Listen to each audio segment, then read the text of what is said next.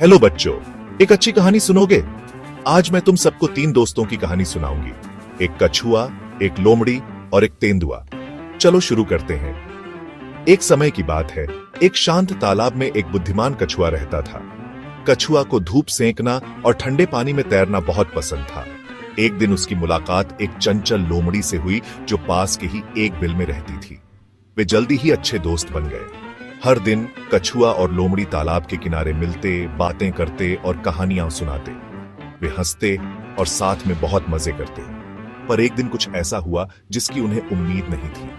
जब वे हंस रहे थे और बातें कर रहे थे, तभी एक तेंदुआ आ गया। तेंदुआ बहुत तेज और खतरनाक था और कछुआ और लोमड़ी को समझ आ गया कि उन्हें जल्दी से वहां से भागना होगा। लोमड़ी, जो बहुत तेज दौड़ सकती थी, अपने बिल की तरफ भागी। वो जितनी तेजी से दौड़ सकती थी, दौड़ी और अपने बिल में सुरक्षित पहुंच गई। पर बेचारा कछुआ, जो धीरे चलता था, समय पर तालाब तक नहीं पहुंच पाया। तेंदुआ ने एक बड़ी छलांग लगाई और कछुआ को पकड़ लिया। ऐसा लग रहा था कि अब हमारे धीमे दोस्त का अंत आ गया है।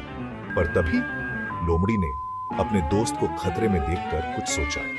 वो अपने बिल से बाहर निकली और तेंदुआ का ध्यान भटकाने लगी। वो गोल गोल दौड़ने लगी, शोर मचाने लगी और तेंदुआ का ध्यान कछुआ से हटाने की कोशिश करने लगी। तेंदुआ लोमड़ी के पीछे भागा और कछुआ को पानी में कूदने का थोड़ा सा समय मिल गया और वो बच गया। तेंदुआ को जब एहसास हुआ कि वो लोमड़ी को नहीं पकड़ सकता, तो उसने हार मान ली और चला गया। कछुआ और लोमड़ी सकुशल होने पर बहुत खुश थे। उस दिन उन्होंने दोस्ती का महत्व और एक दूसरे की मदद करने का महत्व समझा और फिर वे तालाब के किनारे अपने दिन बिताते रहे, हमेशा किसी भी छिपे हुए तेंदुआ पर नजर रखते हुए। और वे हमेशा के लिए खुशी खुशी रहने लगे।